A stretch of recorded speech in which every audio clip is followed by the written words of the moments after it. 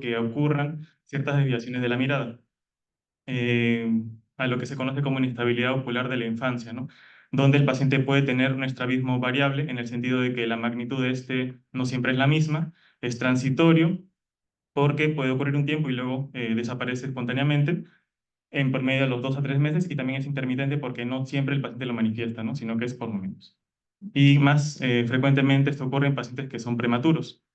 Pero en una parte de esta población, este problema, digamos, no se soluciona y más bien es aún magnificado, ¿no? Tenemos un estrabismo que generalmente es más grande, incluso de gran ángulo, mayor a 30 dioptrías, y que es constante, ¿no? Cuando esto ocurre, ya estamos sospechando que estamos más bien ante un caso de esotropia infantil y no así ante un cuadro, digamos, transitorio, esperable de la inestabilidad ocular de la infancia, ¿no? Entonces, al inicio es esperable tener cierto grado de desviación que puede ser transitoria, pero si pasa, por ejemplo, si tenemos un ángulo de desvío grande, de hecho se describe más de 40 dioptrías, o si ya han pasado 10 semanas, ¿no?, de nacimiento, entonces lo más probable es que este caso no se solucione espontáneamente y sí requiera manejo porque ya vendría a ser considerado una esotropia infantil. ¿Cuáles son los factores de riesgo para desarrollar esta entidad?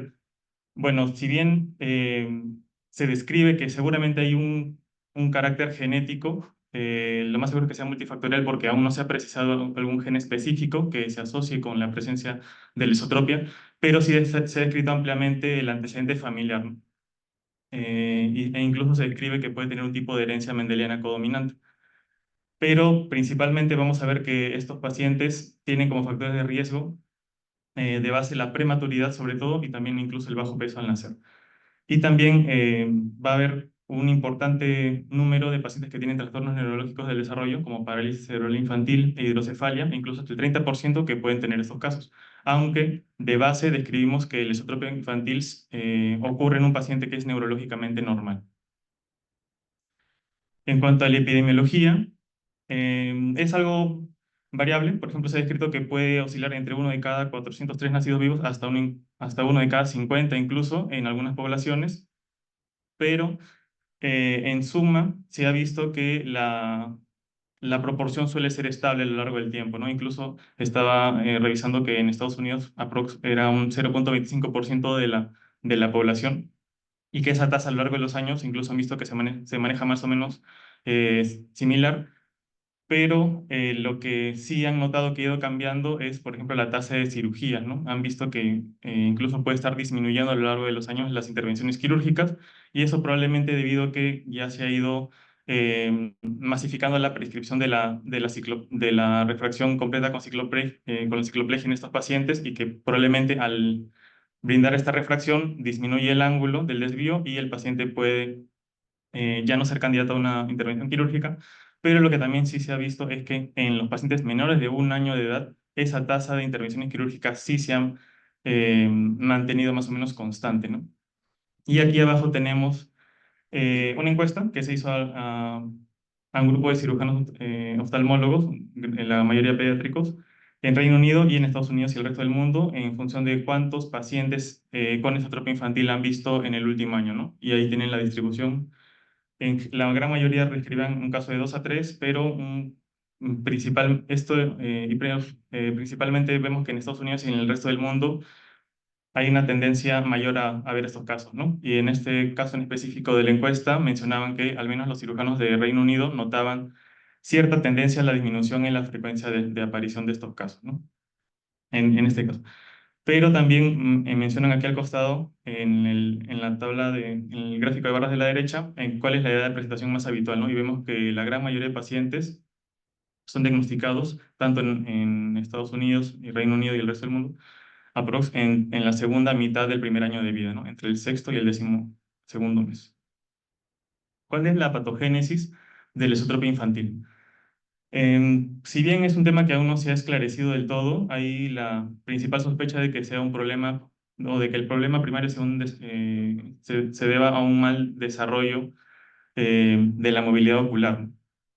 Al inicio, Claude Ward indicaba o sospechaba de que el paciente nacía ya con una incapacidad irreparable para desarrollar la fusión binocular, ¿no? y que esta incapacidad pues hacía que aunque uno intervenga al paciente y lo opere y realinee, digamos, los ojos, en teoría esto sería solamente con fines estéticos porque el paciente de por sí no va a conseguir la función binocular. Es lo que inicialmente él postulaba, ¿no? Pero luego Bernard Chavas más bien propone que el origen de este problema va a ser una disfunción motora primaria. Al haber un problema motor primario, va a haber una desalineación de la visión. Entonces, el paciente que está iniciando los primeros meses de vida, conforme iba desarrollando su binocularidad, al tener una desalineación, va a recibir estímulos visuales anormales y eso va a cortar el desarrollo binocular y como respuesta ante este estímulo anormal, su, digamos, respuesta adaptativa va a ser frenar el desarrollo de la fusión y más bien la ausencia de la estereopsis, ¿no? Y por lo tanto, esto refuerza la idea de que una intervención temprana podría mejorar justamente el resultado de adquirir la capacidad de la fusión. Y Brodsky señalaba finalmente que el origen de esto era una interrupción en el desarrollo de la binocularidad, pero a nivel de la corteza estriada, y por lo tanto se estimulaban otras vías subcorticales que favorecían el movimiento hacia medial, ¿no? De un ojo o de ambos. Entonces, por todo lo dicho, vamos a tener que los pacientes a la consulta van a acudir generalmente, viéndose así. Tenemos un paciente bastante joven, ¿no? Que con un ángulo de desvío muy alto, ¿no? Vemos cómo esconde bastante el área de la córnea hacia nasal, ¿no? Puede ser de un ojo, puede ser de ambos ojos, puede ser bastante manifiesto o también el ángulo puede ser no tan notorio quizá a primera instancia, ¿no? Pero vemos que en la mayoría son pacientes diagnosticados muy tempranamente, ¿no? Porque esto, claro, que le llama la atención al cuidador, ¿no? A la mamá o al papá. Entonces, vamos a tener que es un paciente que generalmente ya presenta estos desvíos de los primeros 6 meses de edad. El ángulo de desvío es bastante grande, por regla es mayor a 30 dioptrías prismáticas. Se describe que este desvío es comitante porque este grado, esta amplitud del desvío va a ser de la misma magnitud en todas las posiciones de la mirada. Es constante porque el desvío está presente todo el tiempo, no es que aparezca y desaparezca, no es intermitente. Algo importante aquí a tener en cuenta es que la ambliopía puede ocurrir en estos pacientes en un 40 a 50% de los casos, pero por lo general es una ambliopía leve o máximo moderada. Es decir, el paciente sí llega a desarrollar una buena agudeza visual en cada uno de los ojos. El defecto refractivo asociado suele ser la hipermetropía, que esta suele ser leve, es decir, no hay un componente acomodativo importante, ¿no? Que se describe que puede ser entre 1 a 2,5 dioptrías de hipermetropía, ¿no? Positiva como defecto refractivo del paciente. El paciente en sí logra tener una abducción normal, y eso lo voy a comentar en breve, y van a haber una serie de condiciones asociadas a este desvío, a la esotropia, como son la desviación vertical disociada, la hiperacción del oblicuo inferior y también el nistagmo latente en estos porcentajes, ¿no? Se describe de un 50 hasta un 90% incluso la DBD, la hiperfunción del oblicuo inferior un 70% en promedio y la aparición del nistagmus latentes hasta un 40% de los casos. Pero estos cambios suelen aparecer no tan tempranamente, sino que se desarrollan entre el primer y segundo año de vida incluso, ¿no? Entonces, como comento, en las características clínicas, el paciente por lo general va a tener una agudeza visual bastante similar o equiparable entre un ojo y otro, ¿no? Pero cuando vemos que sí hay ambliopía, vamos a detectar que el paciente va a presentar una fijación preferente, ¿no? Va a preferir ver con un ojito que con otro y cuando ocluimos, y cuando ocluimos y desocluimos va a retomar la dominancia el ojo que mejor tiene la agudeza visual, pero como comento, lo usual es que tengan una agudeza visual bastante similar a ambos ojos. ¿Y eso por qué va a ocurrir? Porque ya sea el paciente va a presentar fijación alternante o fijación cruzada. Es decir, que el pacientito en esta posición, como vemos, puede estar digamos, puede eh, mirar, digamos, ahorita con el ojo derecho, ¿no? Y si ocluimos el ojo derecho, puede que sea entre el ojito izquierdo y así sucesivamente puede el paciente intercambiar los desvíos, digamos, y así tener una fijación alternante. Pero lo que característicamente ocurre en estos pacientes es la presencia de la fijación cruzada. Es decir, en este paciente, por ejemplo, en estos momentos está fijando hacia ambos campos de la visión y el paciente, por ejemplo, para ver hacia su lado derecho, lo hace fijando con el ojito izquierdo y no necesita movilizar el ojo derecho hacia el lado derecho, ¿no? Para ver ese campo visual. Y para ver el lado izquierdo de su campo visual, pues simplemente movilizaría el ojo derecho hacia ese lado, ¿no? Entonces, el paciente sin necesidad de movilizar los ojos puede fijar hacia un lado y hacia el otro, ¿no? Por eso es que puede desarrollar una agudeza visual casi normal en la mayoría de los casos. Y cuando evaluemos al paciente, cuando evaluemos la capacidad, ¿no? La movilidad ocular, vamos a ver que tanto las versiones y las abducciones van a ser normales. Es decir, en sí, aunque intentemos hacer que el paciente nos siga con la mirada, ¿no? Hacia un lado y hacia el otro, y vemos que, por ejemplo, ¿no? Si me dirijo hacia el lado izquierdo, ¿no? Un objeto de interés para el paciente, y vemos que él no mira hacia allá con el ojito izquierdo, como en la imagen, y solo así con el derecho sigue la mirada, podría parecernos que hay un déficit de abducción, ¿no? Un pseudo déficit, pero como comento, realmente esto es porque el paciente simplemente no requiere hacer eso porque está fijando con el otro ojo, ¿no?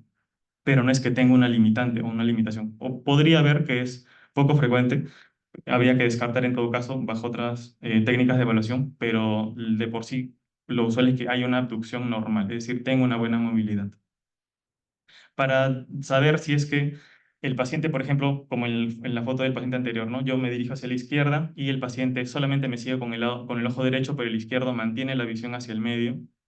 Y entonces tendríamos que hacer otros test para ver justamente que no haya una parálisis del sexto par, ¿no? Que también podría aparentarnos, ¿no? A primera instancia, ¿no? Que el paciente tenga tanta aducción.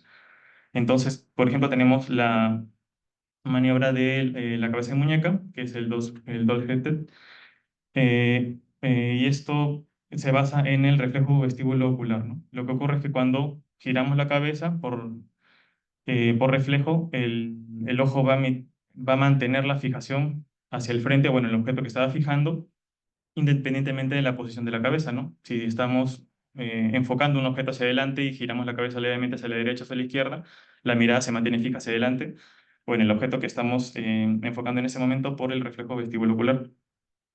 Y despertando ese reflejo es que podemos saber si es que el paciente tenía o no una limitación para la abducción.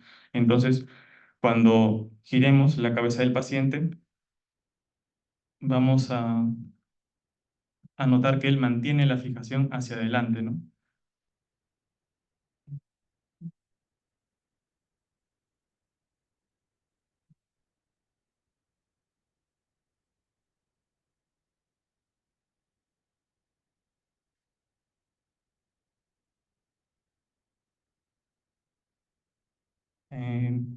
En este video lo que bueno, se podría observar es que una vez que hacemos rotamos ligeramente la cabeza del paciente, si bien él está mirando hacia adelante, una vez que hacemos el giro, ya sea, lo sueles hacerlo de manera delicada, ¿no? Vamos a ver que él mantiene la visión hacia adelante.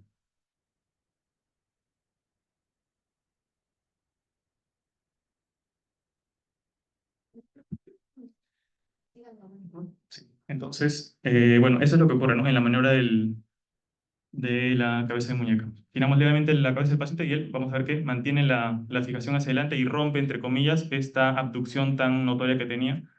Y así podemos saber que no se trataba de una parálisis o de una restricción al movimiento. Esa es una forma de desencadenar, digamos, el movimiento hacia la abducción. La otra que también podemos hacer simplemente es ocluir el ojo que estaba fijando hacia adelante. Y una vez que lo hacemos, vemos como el otro ojito puede recobrar la movilidad, ¿no? O puede hacer la abducción sin problema. Esas son las formas más fáciles, digamos, que tenemos para poder descartar que no estamos ante una parálisis del sexto par. Y como comentaba, hay características que aparecen con bastante frecuencia, ¿no? Como comentaba, incluso hasta un 50 o 70% la hiperacción del oblicuo inferior, ¿no? Y también la presencia de listángulos latentes. Cuando se asocia alguna de estas hacia la esotropia infantil, lo denominamos el complejo de estrabismo infantil o complejo estrábico infantil, que también, como decía, no suele aparecer desde el inicio que notamos el desvío, la esotropia, sino que suele manifestarse recién cuando ya pasa 1 o 2 años de edad, ¿no? E incluso se ha descrito que puede aparecer pese a que ya el paciente ha sido operado tempranamente y ha conseguido la realineación ocular, puede aparecer también estos desvíos más adelante, ¿no? Y ya de aparecer luego podrían tratarse más adelante. En estos casos, en la imagen de arriba, por ejemplo, tenemos el efecto de la hiperacción del oblicuo inferior, ¿no? Vemos cómo desvía hacia adentro y hacia arriba notoriamente la mirada del paciente. Incluso en una de las fotos previas que mostré, vemos que el paciente tiene este desvío hacia el centro y ligeramente también hacia arriba, ¿no? Cuando vemos este desvío que no solo es hacia medial, sino también hacia superior, tenemos que descartar que no haya la presencia de una desviación vertical disociada o de la hiperacción del oblicuo inferior. Cada uno va a tener sus características, ¿no? Por ejemplo, en la primera imagen, como decía, cuando hay la hiperacción del oblicuo inferior, aparte de ver esta desviación tan notoria hacia medial y hacia arriba, podemos notar en el fondo de ojo, por ejemplo, la exciclotorsión de ambas máculas, ¿no? Y también en el caso, o bueno, al menos para diferenciarlo, recordemos que en la desviación vertical disociada, como es la imagen de abajo, cuando esta leve hipertropia que podemos tener en el paciente, como comento, en este caso va a ser hacia nasal, ¿no? Porque el paciente de base ya tenía una esotropia, la esotropia infantil. Esta ligera hipertropia que aparece, cuando lo examinemos, vamos a ver que no respeta la ley de Hering, porque cuando ocluimos el ojo que estaba fijando normal y empieza a tomar control, digamos, o dominancia del ojito que estaba desviado hacia arriba y centra la mirada con el ojo desviado, cuando desocluyamos el ojo que estaba normal, lo usual es que encontremos cierta hipotropia, ¿no? El ojo se refije, digamos, subiendo, porque la ley de Hering nos orientaría a que, o es lo que nos haría esperar, ¿no? Si el ojo inicialmente estaba, el ojo que estaba desviado hacia arriba se centra hacia abajo, eso estimuló un impulso similar en el otro ojo, por lo tanto también lo llevó hacia abajo. Así que cuando lo desocluyamos tendremos que ver cómo refija la mirada hacia arriba. Pero esto no se respeta en la desviación vertical disociada. Más bien desocluimos el ojo y vemos que el ojo estaba normal, o incluso también puede estar desviado hacia arriba porque esta condición puede ser bilateral. En cambio, cuando eh, y vemos que este desvío se va a mantener conforme examinemos cuando hagamos este procedimiento en las diferentes posiciones de la mirada. Pero cuando estemos más bien ante un cuadro de hiperacción del oblicuo inferior, esta hipertropia, digamos, va a ser mucho más marcada cuando estemos en una posición hacia la aducción, ¿no? Hacia medial. En cuanto al tratamiento, vamos a tener que el objetivo primario va a ser lograr alinear ambos ojos y con ello fomentar el mejor desarrollo sensorial posible, es decir, poder adquirir la fusión y, si es posible, estereopsis también. Primero, claro que vamos a buscar corregir el refractivo. Si es que el paciente era ligeramente hipermétrope, pues vamos a brindarle la corrección cicloplégica, justamente para ver si es que tenía algún tipo de componente acomodativo.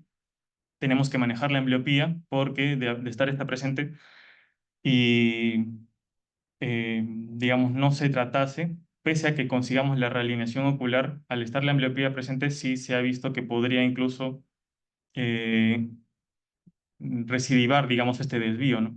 Dado que estamos realineando un ojo que no ha adquirido tan buena agudeza visual, no estamos solidificando estas vías visuales que van a permitir que mantenga la posición que se ha conseguido con la cirugía, ¿no? Y podría, como digo, reproducir el desvío. También la aplicación de toxina botulínica y la cirugía. Entonces, como comentaba, la, la ambliopía va a tratarse sobre todo si es que identificamos que el paciente tiene una preferencia de fijación, ¿no? Si tiene fijación cruzada y tiene buena agudeza visual en ambos ojitos, no va a requerir tratamiento. Ahora, también en muchos casos la duda está en si se trata antes la ambliopía o si se trata después, ¿no? Como comentaba, muchos postulan que es bueno hacerlo antes justamente para mantener la alineación que consigamos luego de operarse, ¿no?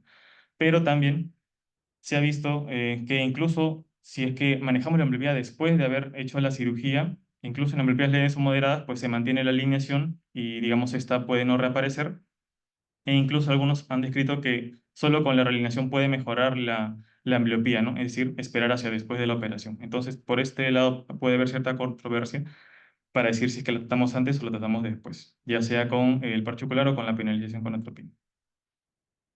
En cuanto al uso de toxina botulínica, es el tema que justamente hemos desarrollado el día de ayer.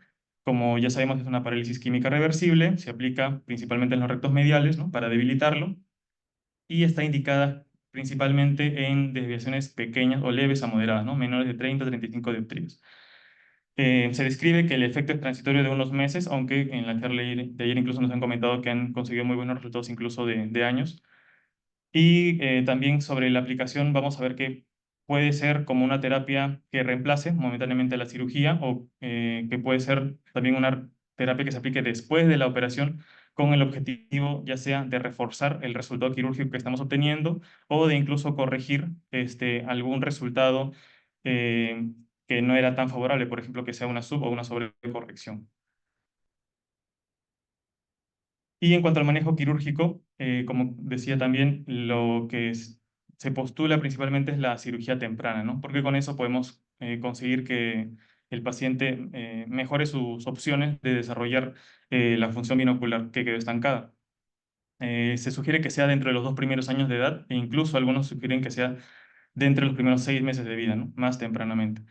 Claro que en estos casos va a ser una cirugía más desafiante porque va a ser un oso más pequeño e incluso también describen que el resultado puede ser menos predecible en estos casos. La cirugía más descrita es la resección o retroceso de ambos rectos mediales, pero también puede ser el retroceso de un recto medial más la resección de un recto lateral del mismo ojo, ¿no? Si tenemos que es una desviación bastante grande, mayor a 60 dioptrías, incluso puede requerir una cirugía de ambos ojos, es decir, manipulando 3 a 4 músculos rectos.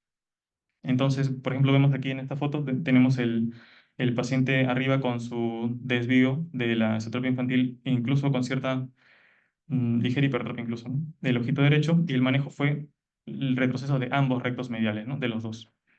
Y esto, como comento, puede traer, si bien no es frecuente, una sub o una sobrecorrección, que son de entre las pocas complicaciones las más frecuentes que hay, pero también existen las que son más raras, como la perforación del esclera, por ejemplo, ¿no? De infecciones. Y dejo esta tabla también como una guía sobre la magnitud o la relación entre la magnitud de la desviación en dioptrías prismáticas y la medida en milímetros de la resección de recto medial, ¿no? Bilateral. Vemos cómo conforme va aumentando en las dioptrías, en la tabla de la izquierda, tenemos que ir resecando cada vez más, perdón, retrocediendo cada vez más el recto medial, ¿no? Pero cuando ya sobrepasa hacia la tabla derecha, 60 o 65 dioptrías a más incluso, ya lo más seguro es que requiera una cirugía de 3 músculos horizontales o 4. Muy bien, ¿y sobre cuál es el pronóstico de estos pacientes? Pues tenemos que sin tratamiento, como decía, pueden tener buena agudeza visual cada ojo independientemente, pero no vamos a conseguir que el paciente tenga una fijación foveal. Entonces vamos a tener como resultado una fijación, una función binocular incompleta, ¿no? No va a alcanzar estereopsis el paciente y eso le va a traer como resultado una mala percepción de profundidad. En cambio, con tratamiento vemos que mientras más temprano, el paciente puede ganar más alineación y también con eso conseguir, incluso si se puede, estereopsis. Cuando son ángulos grandes, el paciente puede requerir más de una intervención quirúrgica y se ha descrito que la tasa de reoperación en estos casos puede ser incluso hasta de un 30%. ¿Qué conseguimos con el paciente que se ha operado y hemos realineado, digamos, ambos ojos? Lo que buscamos en sí es que el paciente pueda mantener una desviación ya solo leve, ¿no? De incluso menos de 8 dioptrías prismáticas. Y al hacer eso, el paciente va a presentar luego un síndrome de monofijación. Este síndrome de monofijación va a consistir en que el paciente va a conseguir una fusión periférica, aunque va a tener una supresión a nivel central, ¿no? Centralmente solo va a estar fijando con un ojo, un solo ojo. Pero esta fusión periférica, perdón, le va a brindar una mejor percepción de profundidad, ¿no? Es lo que con eso, digamos, ya estaríamos hablando de un éxito en el tratamiento de estos pacientes. Y estas tablas son para ver cómo, conforme pasa la edad en meses en el paciente con esotropia, cómo es el porcentaje de la cantidad de pacientes que adquieren estereopsis, ¿no? Vemos que conforme inicialmente en la línea roja, o bueno, en la línea azul primero, vemos cómo despega el desarrollo de la binocularidad entre los primeros 2 a 4 meses, ¿no? Incluso el sexto mes vemos que ya está al 100% la mayoría, en el 100% de pacientes ya han desarrollado la estereopsis, en los pacientes normales. Pero en los pacientes con esotropia vemos cómo en la línea roja esta binocularidad que se estaba desarrollando se trunca y cae súbitamente, ¿no? Y a la derecha vemos la prevalencia en porcentaje de estereopsis conseguida en pacientes según la edad a la que fueron operados, ¿no? Vemos cómo los que se operaron tempranamente, menos de 7 meses, tenemos porcentajes o mayores de estereopsis conseguida, a diferencia de aquellos que han sido operados tardíamente, como en el caso de la derecha, mayores de 24 meses de edad, ¿no? Entonces, como conclusiones, tenemos que esta esotropia infantil es una esotropía, una desviación que ocurre en los primeros meses de vida, pero no al nacimiento, que no suele disminuir la agudeza visual en la mayoría de casos, ¿no? Que no sabemos bien cuál es la causa, pero vemos que tiene un trasfondo motor y también sensorial por la interrupción de la binocularidad, que al menos actualmente el gol estándar, digamos, es el manejo quirúrgico con el retroceso de rectos mediales y que el objetivo va a ser permitir la binocularidad, ¿no? Porque el paciente ya ha ganado agudeza visual, lo que falta es permitir la fusión y la estereopsis. Eso sería todo por mi parte. Muchas gracias.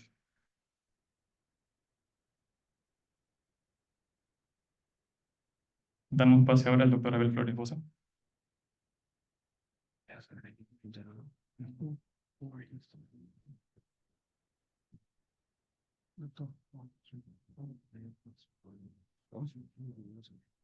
Videos, no. Sí, doctor. ¿Desea usar el puntero? Sí. Si no lo puede. Sí. Quizá para señalar algo ahí. No.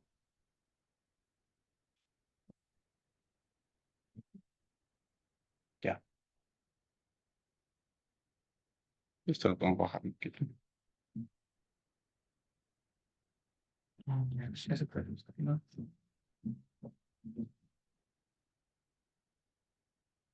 Ahí está bien, ¿no? Sí. Muy bien. Ujú. Bien, ante todo, buenos días. Muchas gracias por la invitación para participar en este importante curso. Y bueno, el tema que nos ha tocado desarrollar y que muy bien lo ha desarrollado Carlos es el de esotropia infantil. Yo básicamente voy a agregar algunos conceptos porque la exposición ha estado muy buena, muy clara y ha tocado todos los aspectos. Entonces, eh, creo que un concepto importante es tener presente cómo es el desarrollo del alineamiento ocular normal en los infantes, ¿sí? Y entonces, la gran pregunta que nos hacemos es si existe o no el estrabismo fisiológico, ¿correcto? Entonces, ya se han hecho varios estudios y varios estudios han demostrado que en realidad los infantes normales pueden presentar estrabismo en los primeros meses de vida, ¿correcto? Entonces, más o menos se estima, miren acá ustedes, que el 60 a 70% de los neonatos normales van a tener un tipo de estrabismo y en realidad es una exodesviación, es una exotropia intermitente, que más o menos se estima que debe ser alrededor de 20 dioptrías prismáticas y esto se va a resolver dentro de los 4 a 6 primeros meses de vida. Entonces, ¿existe estrabismo fisiológico? La respuesta es sí, pero no es un estrabismo convergente, sino es un estrabismo divergente. Y solo un pequeño porcentaje, el 1% de los neonatos normales, va a tener una esodesviación que se resuelve a los 2 meses. ¿Sí? Entonces, y esto se ha explicado que se debe a una experiencia sensorial binocular anómala que es normal dentro de los primeros meses de vida. Y esta es una fotografía que ustedes pueden ver de este infante y claramente pueden ver una exodesviación pequeña, ¿no es cierto? Y esto, entonces, cuando ustedes vean esto en un infante, es completamente normal. ¿Ya? Es parte del desarrollo, así que pueden observarlo. Pero recuerden ustedes entonces que lo que es normal es encontrar un desvío hacia afuera, divergente, y no convergente como solo se presenta en el 1% de los casos. ¿Correcto? Entonces creo que ese es el primer punto que hay que tener claro, diríamos, cuando desarrollamos este tema. Entonces ya lo había manifestado Carlos, ¿qué es la esotropia infantil? En realidad es preferible llamarla infantil porque casi nunca se produce desde el nacimiento. De hecho, hay varios estudios que demuestran que en toda la casuística ningún caso pudieron observar que realmente exista la esotropia congénita. Hay otros estudios que dicen que sí. Entonces, por eso es que hay algunos autores que prefieren llamarla esotropia infantil o inclusive esotropia esencial infantil para distinguirla de las otras formas de esotropia. Entonces, es aquel estrabismo convergente que aparece dentro de los primeros 6 meses de vida. Esa es la esotropia infantil. La incidencia ya nos había manifestado, que es muy variable, ¿no es cierto? Y eso va a variar de acuerdo a los estudios. Lo que sí, por lo menos en estudios realizados en países de primer mundo, lo que están viendo es que aparentemente existiría una reducción de la incidencia de esotropia infantil. Y eso puede deberse a muchos factores. Eh, Otro aspecto importante es conocer cuáles son los factores de riesgo que van a determinar que un infante pueda desarrollar esta patología. Y fíjense ustedes, tenemos prematuridad, bajo peso al nacer, asfixia perinatal, trastornos neurológicos, hidrocefalia, parálisis cerebral infantil. Pero fíjense que de estos antecedentes, de estos factores de riesgo, el más importante es prematuridad, un OR de 11.5. ¿Y por qué es importante tener presente esto? Porque la historia familiar de estrabismo también es un factor de riesgo, pero fíjense ustedes que el OR es solo de 3.5. Entonces, es importante la herencia, ¿sí? Como un patrón de herencia autosómico recesivo, pero más importantes son los antecedentes perinatales. Entonces, cuando hablamos de prematuridad en los infantes, no solo debemos tener presente lo que es retinopatía de la prematuridad, sino diferentes patologías oculares, como son el estrabismo, discapacidad visual cerebral, trastornos de refracción, ¿no es cierto? Y otros. Pero fíjense ustedes que la prematuridad es un gran factor de riesgo para que estos niños desarrollen esotropia infantil, bajo peso al nacer y asfixia perinatal. Entonces, básicamente son factores perinatales los que van a constituir, diríamos, el mayor riesgo para desarrollar esta patología.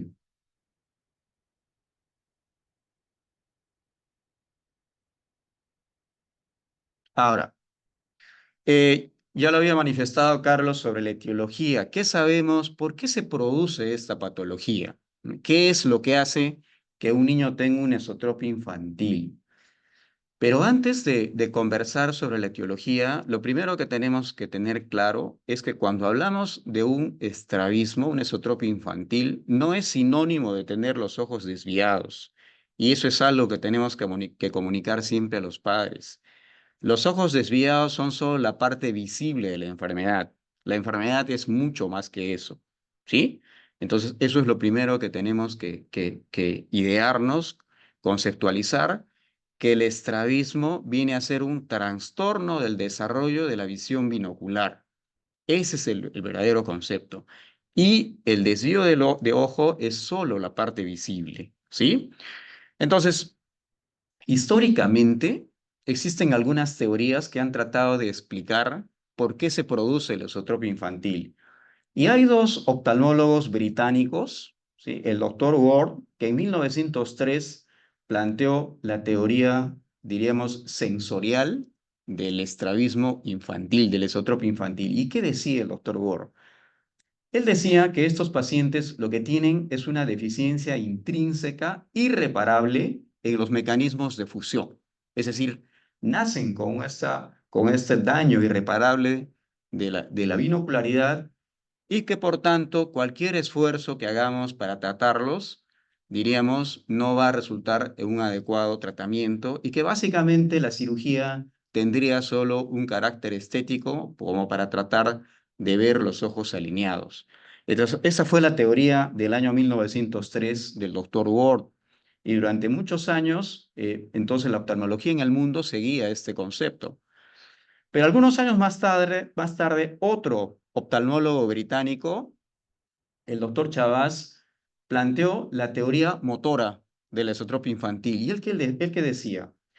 Él plantea que en realidad es una disfunción motora primaria y que estos pacientes tienen el mecanismo de fusión intacto. Y que por tanto, si nosotros hacemos una corrección quirúrgica temprana, vamos a lograr restaurar la binocularidad. Y sí, porque estos pacientes tienen el mecanismo de fusión intacto, pero si los dejamos con los ojos desalineados, va a existir una degradación del desarrollo de ese mecanismo de fusión. Entonces son dos teorías aparentemente contrapuestas, ¿no es cierto? Y entonces el mundo empezó a seguir a la teoría del doctor Chavas, y el doctor Kostenbander fue quien propugnó que esta teoría era más acertada y por tanto esa es la base para la cirugía temprana hasta hoy en día. ¿Sí? Después esto ha sido seguido por el doctor Parks y muchos oftalmólogos en el mundo. Pero diríamos, un poco ya más recientemente, fíjense ustedes acá el año, ¿no es cierto? El año 88, el doctor von Norden lanza la teoría y él refiere que en realidad la etiología de la esotropia infantil es una mezcla de las teorías del doctor Ward y del doctor Chavas. Sí, entonces él habla que hay una alteración tanto motora y una alteración sensorial. Entonces, él nos refiere que durante los primeros 3 meses de vida existe una inmadurez tanto sensorial y motora del sistema visual. Y que como existe una inestabilidad, durante esos 3 meses el sistema es vulnerable. Y si este paciente tiene algunos factores que él llamó estrabismogénicos, se va a desarrollar lo que es la esotropia infantil. ¿Y cuáles son esos factores estrabismogénicos? La excesiva convergencia tónica, una relación CA sobre A alta, convergencia acomodativa-acomodación, hipermetropía, anisometropía y factores desconocidos. Entonces, esta fue la propuesta del doctor von Norden. Pero más recientemente, entonces, el doctor Brodsky planteó otra teoría por qué se produce este problema del esotropia infantil.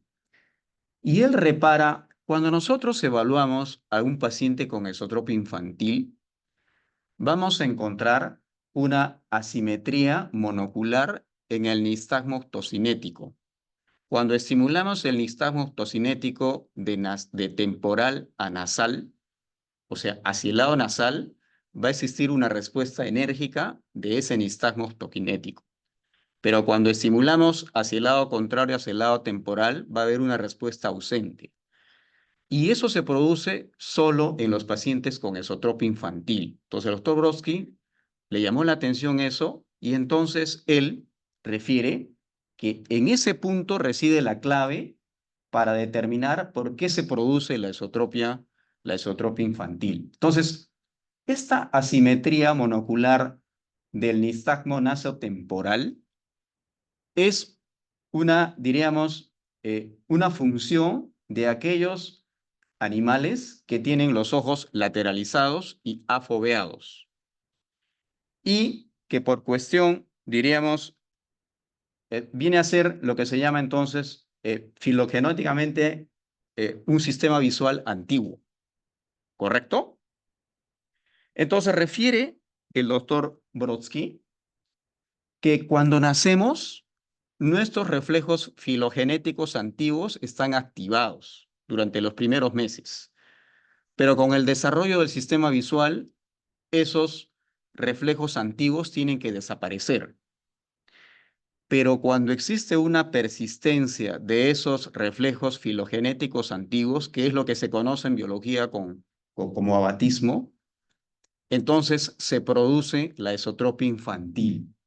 ¿Sí? Entonces, vamos a ver, voy a pasar a la siguiente diapositiva para explicar un poco y tratar de entender de mejor manera esto. Entonces, ya se sabe hoy en día que existen dos sistemas visomotores, un sistema subcortical y un sistema cortical.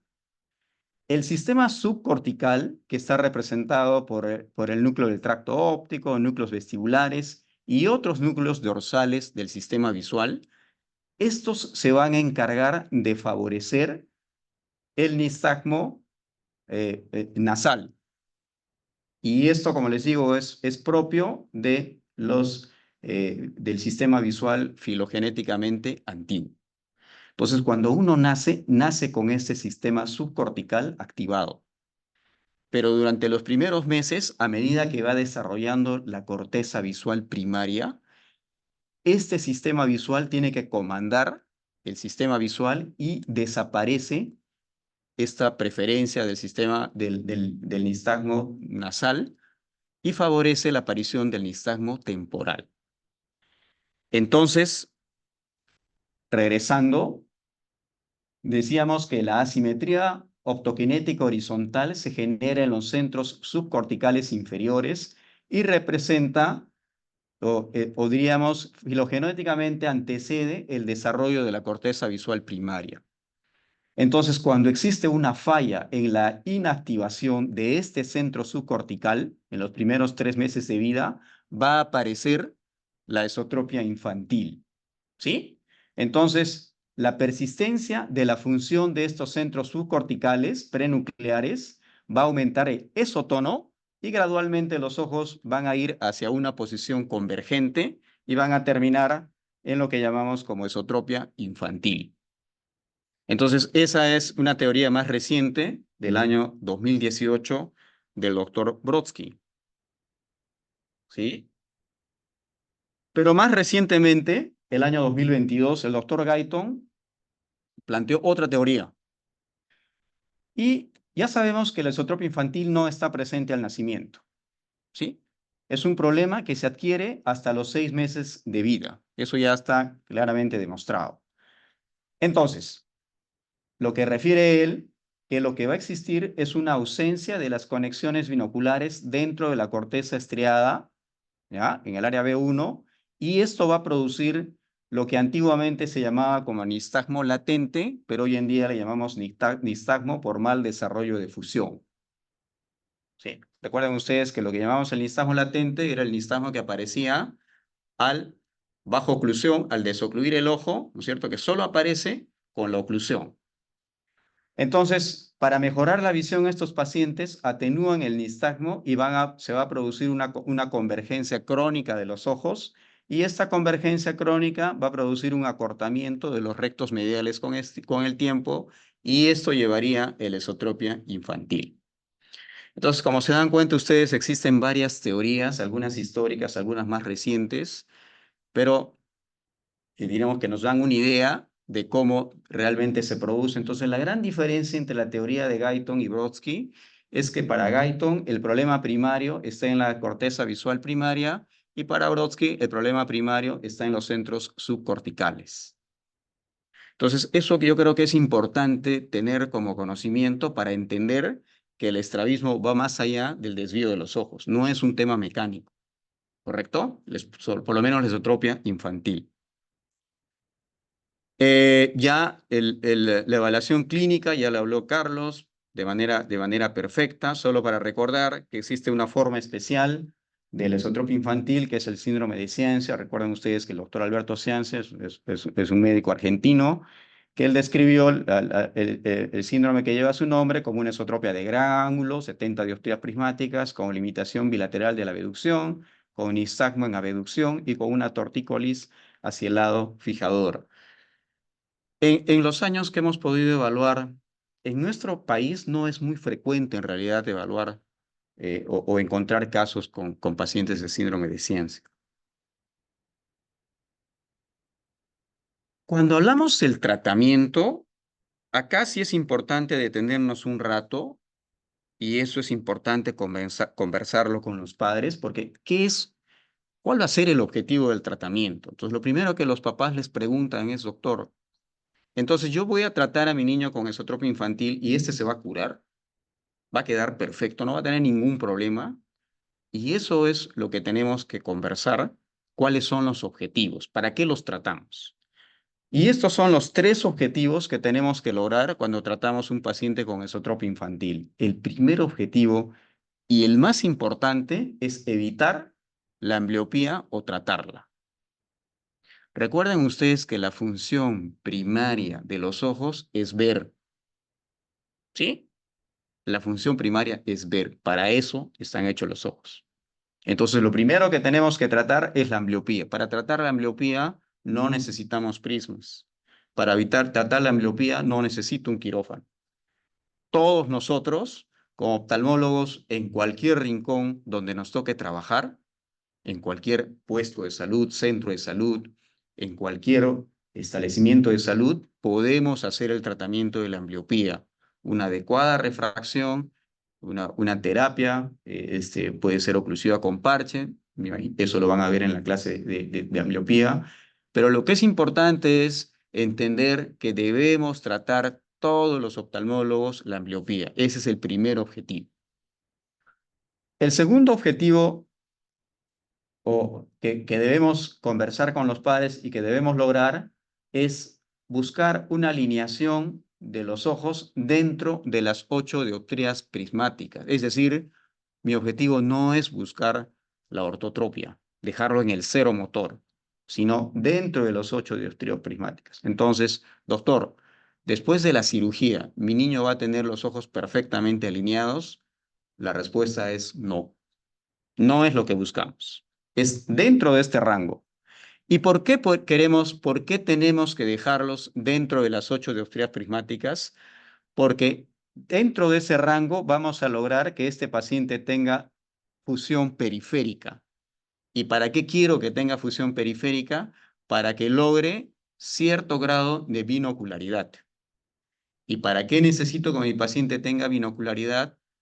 Porque ese es el desarrollo, diríamos, más fino de la visión, la binocularidad. Lograr idealmente la estereopsis, pero no es, diríamos, el objetivo del tratamiento lograr estereopsis. Algunos pacientes van a lograr una estereopsis grosera, pero lo que buscamos en realidad es lograr fusión periférica, es decir, visión binocular de segundo grado y evaluable con luces de Word. ¿Correcto? Entonces, esos son los tres objetivos del tratamiento. No podemos, si tenemos un paciente de 5 años que está en 6 dioptrías prismáticas, pero un ojo es MM y el otro ojo es 20/20, ese paciente es un fracaso. Por más que los padres lo vean, su ojo se ve derechito, se ve bonito en la fotografía, ya no desvía. Ese es un fracaso, porque no tratamos la ambliopía.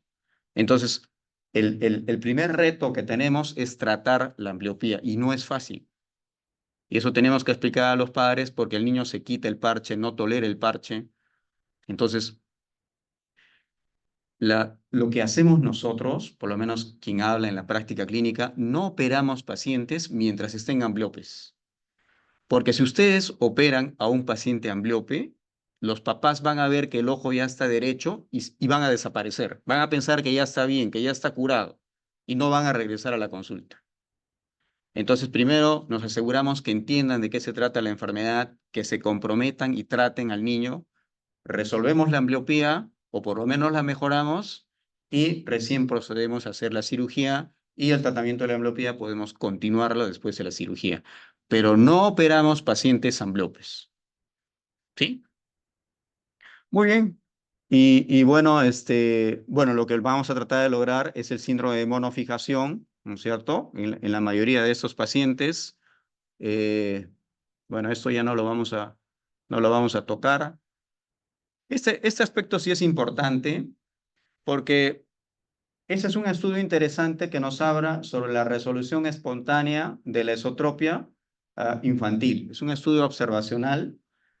¿Por qué es importante este estudio? Porque este estudio concluyó dos situaciones que hay que tenerlas presentes en la práctica clínica.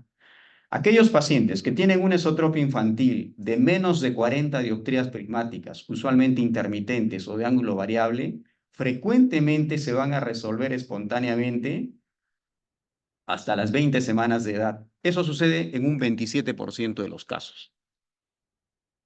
Y aquellos pacientes que tienen una desviación constante mayor a 40 dioptrías prismáticas, que se presenta después de las 10 semanas, van a tener una baja probabilidad de resolución espontánea. ¿Y esto por qué es importante?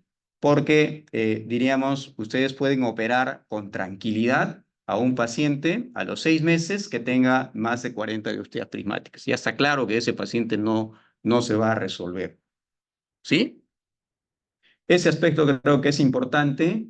Esto entiendo que ya lo han tratado en la clase de ayer Y el tiempo de la cirugía, ya lo dijo Carlos, que lo ideal es hacerlo cada vez más temprano, y hay varios estudios.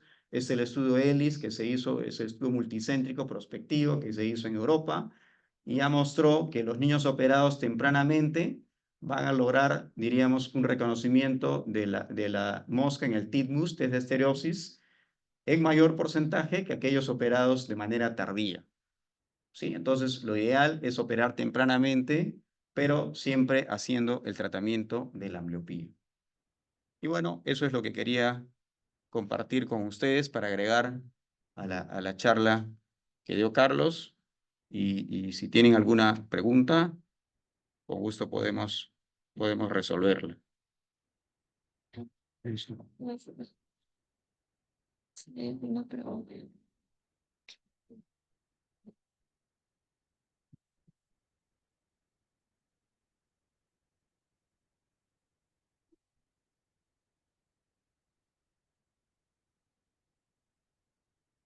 Muchas gracias, doctor Abel y doctor Carlos, por su excelente ponencia. Hay una pregunta en el chat. Dice, en su consulta diaria, ¿qué no debería faltar en la evaluación inicial en un niño escolar con estrabismo? Y la segunda pregunta es, en un adolescente de 14 años con esotropia infantil nunca tratado, con ambliopía y componente hipermetrópico alto, cuyos padres desean operarlo, ¿considera dar toda la corrección cicloplégica de inicio? ¿Exigiría tolerancia o decide operarlo? Muchas gracias por las preguntas. Bueno, en la consulta diaria para un paciente en edad escolar, tenemos que hacer la evaluación oftalmológica completa, ¿sí? Es decir, tenemos que evaluar la agudeza visual, tenemos que evaluar seguidamente la agudeza visual, evaluamos binocularidad, ¿no es cierto? Si tenemos pruebas de fusión, si tenemos pruebas de estereopsis, evaluamos estereopsis, luego después evaluamos cómo está el segmento anterior, cómo evaluamos el fondo de ojo. Es decir, la evaluación oftalmológica en los niños tiene que ser completa, ¿correcto? Es importante la agudeza visual monocular, es importante la agudeza visual binocular, es importante la binocularidad, y eso solo vamos a poder saberlo con una prueba de estereopsis, ¿sí? Respecto a la segunda pregunta, nos dice que es una paciente adolescente con una esotropia infantil que nunca tuvo tratamiento, tiene ambliopía, tiene componente hipermetrópico alto y desean operarlo. Ya, entonces acá lo que tenemos que revisar primero es el diagnóstico. ¿Es una característica clínica de la esotropia infantil tener un componente hipermetrópico alto? Sí, algunos dirán que sí, otros dirán que no. Si es que es un paciente que tiene hipermetropía alta, entonces probablemente estamos ante un paciente con un estrabismo que tiene un componente acomodativo. Y puede ser una esotropia parcialmente acomodativa, una esotropia mixta, que puede aparecer tan tempranamente como a los 3, 4, 5, 6 meses de edad. ¿Sí? Entonces, esos pacientes que tienen un componente acomodativo, que tienen una hipermetropía significativa, primero hay que corregir la hipermetropía, y si este paciente nunca tuvo tratamiento, primero lo trato la ambliopía. Precisamente en el estudio del PEDIC, del tratamiento de la ambliopía en niños grandes, tuvieron mejor resultado en aquellos pacientes que nunca habían tenido tratamiento. Entonces, ustedes tienen un niño de 14 años o ambliope y que nunca tuvo tratamiento, genial. Primero plantean el tratamiento de la ambliopía. Entonces, a este niño primero hay que darle su refracción. No necesita probablemente a esta edad la refracción full, ¿no es cierto? Pueden quitarle cierto grado del tono ciliar. Eh, Tratan la ambliopía, entonces eso va a tomar tiempo y después de eso ya pueden hacer la cirugía, ¿correcto?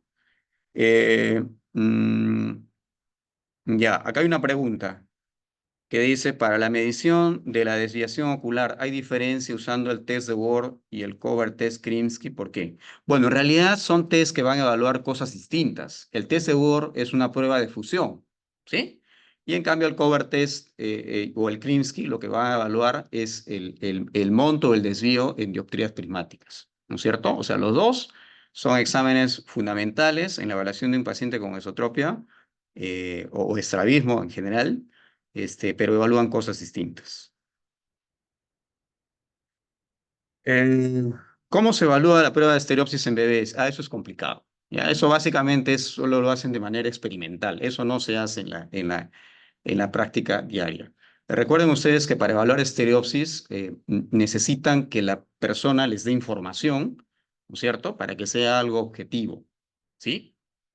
Entonces, eso en la práctica diaria probablemente no van a poder evaluar estereopsis no a partir de los 2, 3 años, ¿no es cierto?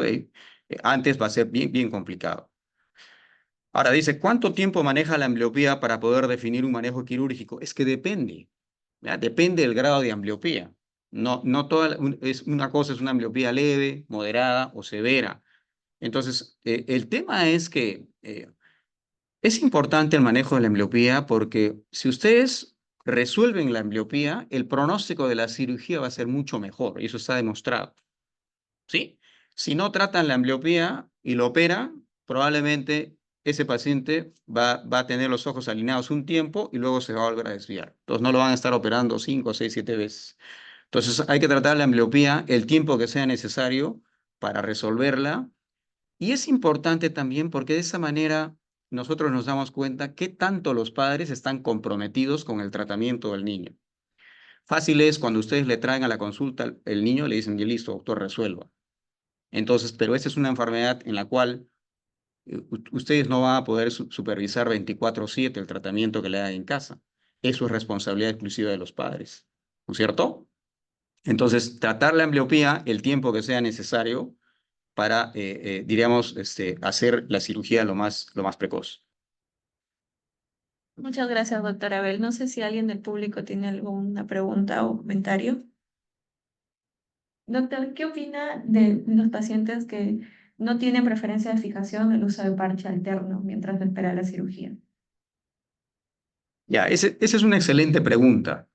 Eh, hay quienes lo hacen, ¿no es cierto? Y puede tener algunas razones por las cuales hacerlo, pero también no sería inválido si no lo hacen. ¿Por qué? Porque si tiene fijación alterna, entonces ese paciente no va a hacer ambliopía, ¿correcto? Ahora, algunos lo hacen de alguna manera para, diríamos, facilitar o permitir que estos pacientes logren abducir los ojos y no hacer una sobrecontractura, diríamos, de los rectos medios y permitir que el paciente pueda abducir. Para mejorar la abducción, entonces, algunos pueden recomendar el parche alterno. La otra razón es porque de esa manera ustedes pueden, diríamos, de alguna manera comprometer a los padres en el tratamiento de su niño, ¿sí? Una cosa es que ustedes le digan al papá, ya, perfecto, no necesita nada, solo lo observamos, y es otra cosa cuando ustedes indican un tratamiento. Eso lo van a ver ustedes en la práctica diaria. Entonces, yo creo que son válidas las dos posiciones. Gracias. Ujú. Muchas gracias, doctor Flores. Muy bonita su charla. Sí, es importante, bueno, es un tema bien amplio, bien controversial en varios puntos, ¿no? Todo es controversial. Es muy importante el tratamiento de la ambliopía inicial, ¿no? Porque vemos pacientes más jóvenes o adultos que son operados varias veces y se ve que nunca se resolvió la ambliopía. Entonces, ¿qué le podemos ofrecer, no? ¿Qué le podemos ofrecer? ¿Cuál es el pronóstico, no? Si ya, pues no se hizo algo que debió hacerse desde un inicio. Entonces, es difícil ya cuando llegan a ese punto, ¿no? Hay que tratar bien la refracción inicial, ¿no? Hay que hacerla varias veces, hay que repetirla y estar seguros de la refracción antes de la cirugía. Y también tratar la ambliopía, ¿no? Es muy importante. Bueno, en cuanto a la cirugía temprana, ¿no? Algunos postulan que sí es adecuado. Pregunta sería el tratamiento temprano, qué exámenes de estereopsis o bueno, o qué exámenes eh, más que tomaríamos ya para hacer el seguimiento posterior, ¿no? Para ver si ha habido algún tratamiento o algún resultado en cuanto a la binocularidad del paciente. ¿Cuál nos recomendaría, no? Eso es uno. Y bueno, y su experiencia en general con el uso de Botox, ¿no? O toxina botulínica. Bueno. Eh, sí, efectivamente, concuerdo con tu comentario, Doménica. que muchas veces llegan pacientes ya grandes, ambliopes, que han sido sometidos a varias cirugías y los pacientes no están contentos, ¿no es cierto? Porque tienen un desvío residual, tienen una desviación vertical disociada, ya han sido operados, tratados. Y entonces ahí nos damos cuenta de la importancia del tratamiento de la ambliopía. Entonces, lamentablemente, eh, diríamos, al no haberse resuelto la ambliopía, eso no ayuda a que hayan logrado cierto grado de binocularidad. Y ya hace muchos años atrás, ¿no es cierto?, el doctor von Norden había establecido que el éxito del resultado quirúrgico en el tiempo va a depender del grado de binocularidad que alcance el paciente. Por eso es importante que logren fusión periférica evaluable con Word.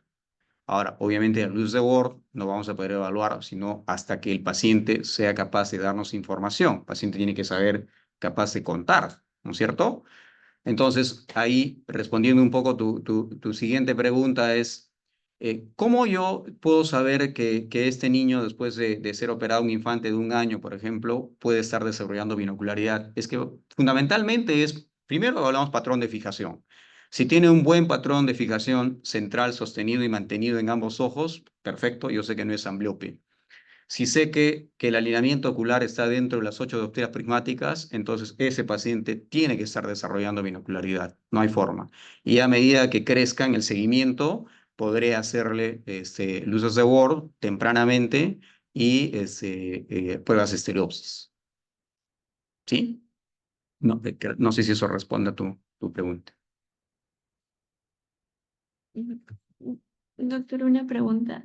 En los pacientes que tienen estigma congénito, o sea, que sospechamos mucho de que es una esotropía congénita, y encontramos una hipermetropía, digamos, normal para la edad, ¿a partir de cuál corregiría usted?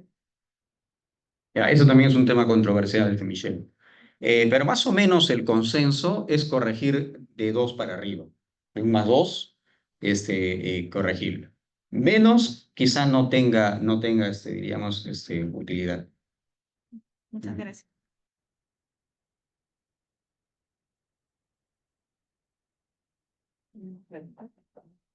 Muchas gracias, doctora Abel, por compartir su amplia experiencia. Damos por culminada la charla. Previo, la doctora Doménica va a dar unas palabras. Gracias, doc, por su participación. Qué bonita la charla. Le entregamos el certificado de participación al curso. Muchas gracias. Muchas gracias. Muchas gracias. Ujú.